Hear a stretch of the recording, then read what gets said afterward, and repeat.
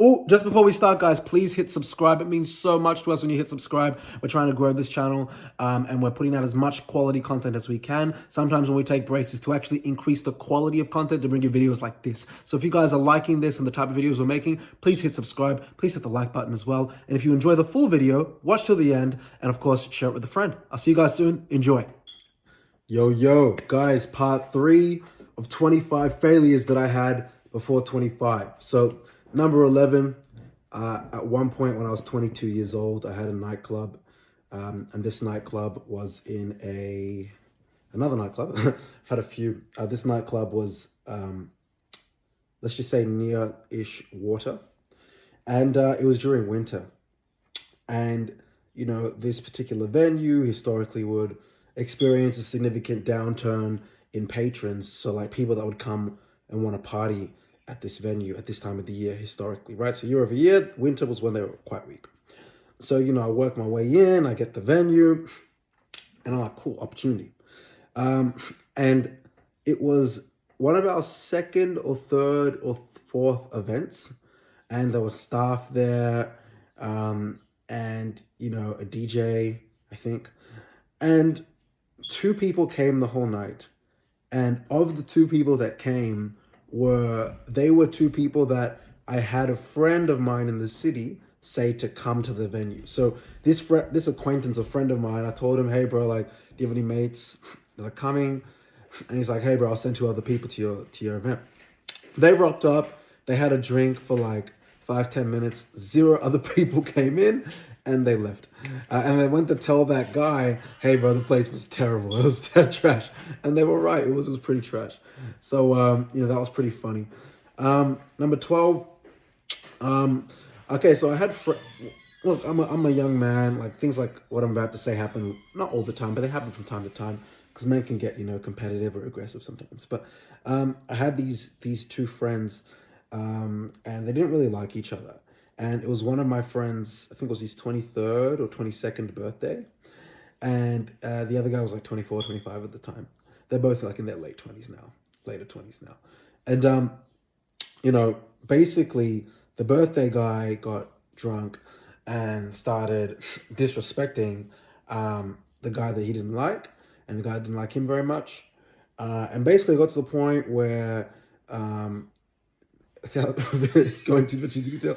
The guy that was getting yelled at, you know, he got quite angry, and he stood up and he started to, you know, make certain remarks that frightened the birthday person. And I actually had to hold him back. And I actually have a scar. You can't really see it. I have a scar. Hold on, I have a scar on the right hand side of my wrist. Can you guys see that line? It's a long line. It's about that long. Okay, it's about this long. Right? So it's about that long on my hand. This scar. You guys can probably see a bit more of it. Anyway, so basically I'm holding him back. And the watch, he had a watch on his wrist. And whilst I was holding him back, he was so angry that I was holding him back. And he's, the part of the watch we can change the time, pushed into my skin, so deep into my skin that to hold him back, it like pierced through my skin. Initially, I didn't even realize straight away. I just thought like, like maybe it was like, you know, like a bit of friction or something. I looked at my hand after the whole situation was calmer, and like, I think the birthday boy left, or that guy that was getting yelled at left. And I think this was even during like the COVID era. So I think that also added to the whole extremity of it or something like that. I'm like 21 at this point. Yeah, I was 21 at the point. They were older. Yeah. So I was 21 and this was happening. And yeah, I ended up bleeding. And, you know, multiple years, 4 years later, the scar's still there. So I wouldn't really say that's a massive failure, but, you know, it's deeply engraved into my skin. And there's other instances like that. I've got a few other scars on my body. Speaking of scars, number 13. So I'm going to speak very vaguely here on purpose. I stayed in not the best roommate situation for too long. I was living in the city for 2 years, and basically there was an incident. I'm cool with my ex-roommate, by the way. I'm cool with him, cool guy. But, it wasn't the right environment for me. And I'm going to keep that one short. I'm just going to leave that. I think maybe once I get to a certain, how about this? Once my agency hits $10 million or $5 to $10 million in revenue, I'll talk about this roommate story. And for those of you that are day ones that are watching this, remind me when the agency's doing $500K to $1 million a month in a year or two or whatever. And remember that Dami said he's going to talk about this story, because I'm not going to talk about it now.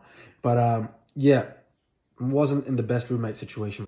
Yeah, just 1 second. Guys, if you're liking this video, just hit like and subscribe, because we really appreciate your support. And if you think someone else can benefit from this, then please share it with a friend as well.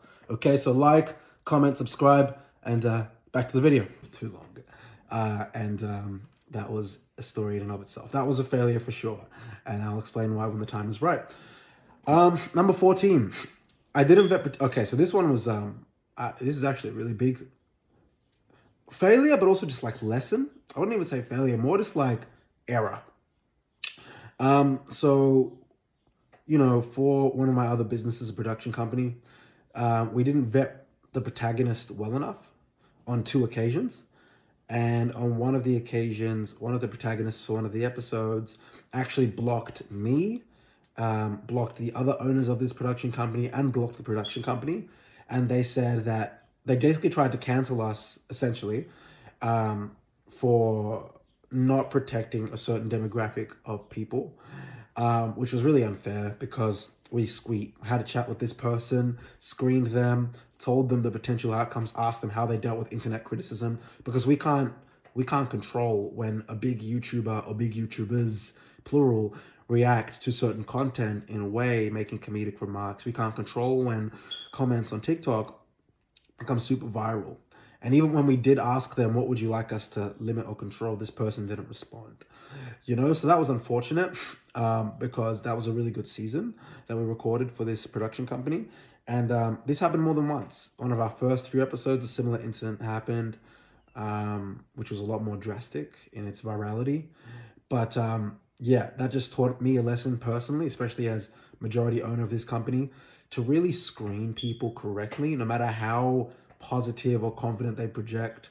I've gotten better at being able to discern this person is capable of, dealing with, criticism. And you can never completely get that right 100% of the time. But even if I can get it right 80% of the time, that's a better skew compared to 50-50. And that's just something that I had to learn. There's not really too much training per se for, how someone projects themselves to be and how people act when there's a camera in front of them, and potentially, hundreds of thousands, if not multiple million, well, actually many situations, multiple millions of people that end up seeing them all over the internet. So that was a good lesson. I learned a lot from that, and that also definitely matured me a lot as well. All right. Excuse me.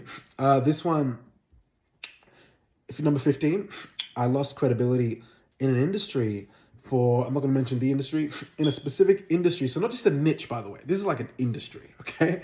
For being associated with the wrong CEO that wasn't that competent. Nothing on the CEO. I actually like him, respect him a lot. I consider him a friend. But association bias is real, guys, right? So it didn't position me being in the best light, being involved in this venture with that CEO, because I was very green. I was very new to this specific industry. And this CEO was as well, and he was a hard worker, great guy, great person, great character, but he just wasn't that competent. And, I built up a lot of network internationally in a way, not even just Australia-wise, internationally, off the back of this venture. So if I could go back and rewrite it, I would build a lot of those networks off the back of maybe the ventures that I have today, a company with payroll and staff that's dealt with big clients and other businesses. I recently was able to acquire 10% equity in another company recently, just because of the catalog that I have across certain industries. So if I was now able to go back into the industry and say, listen, this is what I've done. I'm not only a business owner with X amount of experience in years and staff and different people and all these big names, but I'm also a shareholder and an owner in these different companies. as a result of my, skill and prowess in such industries, these festivals, these production companies, these other multiple businesses on the low. That's just a stronger offer as a person. But when I was involved in this industry, I was, very, very much still in my very, very, very early stages of even sustaining my first six-figure job. So, I learned from that. What actually got me out of that project was a conversation with a friend of mine who's had more experience in that industry. He said, "Hey, Dami, listen, I would recommend that you exit this business. And that's because you can do better." And I had to hear that. And that's a good friend. And that was a great advice, because I ended up exiting. I did end up exiting that business after about a month to two after discussion with this person. And, it was a bit difficult because I did have a lot of respect for that CEO, but it was a good decision long term. And I'm sure that me and that CEO will do ventures together in the future. It was just not appropriate for that venture, especially with the reputation that I'd already built as a marketer and as a salesperson. That probably was not the best addition to my career portfolio per se, but it was still great. I met a lot of great people in it. I've been able to leverage and get access to different interviews for even this channel as a result of me, spreading my wings into that industry.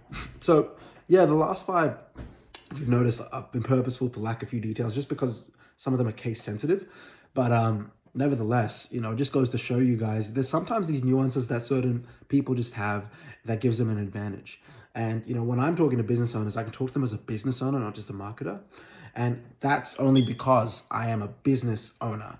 And it took time to go from solopreneur to company owner. It took time to go from contractor, to solopreneur, right? It took time to go from fired from clothing shops and, quit and fired from multiple marketing agencies to then, be able to make my first six figures in corporate at 22, right? So a lot of these experiences I'm summing up, a lot of them happened between 18 to 22. So like I lived a lot of what many people would experience throughout their 20s in like a boiling pot of like 4 years. So by the time I was 23, like guys, like 200K a year was like, it just made sense because it was like, okay, I got the agency, I made all the mistakes of the agency, it's solid. All right, I got the corporate stuff, I figured that out, and you're still learning. I'm still learning on the way as well. But yeah, that's the last five things. If you guys like this, comment. Let me know what your favorite story has been out of this whole series so far. Let me know if you want more of these videos, if you find them relatable, if you think that they're helping you. And hopefully, I can continue to learn and we continue to grow together. And yeah, I'll leave it at that. Think mega, guys. Much love. Take care. Hey, guys, listen, it's Dami. Thank you for watching this video. If you got value out of this, then like, comment, and subscribe. Make sure to share this with a friend if you think that they can also get value out of this. And I'll see you guys in the next video. Take care.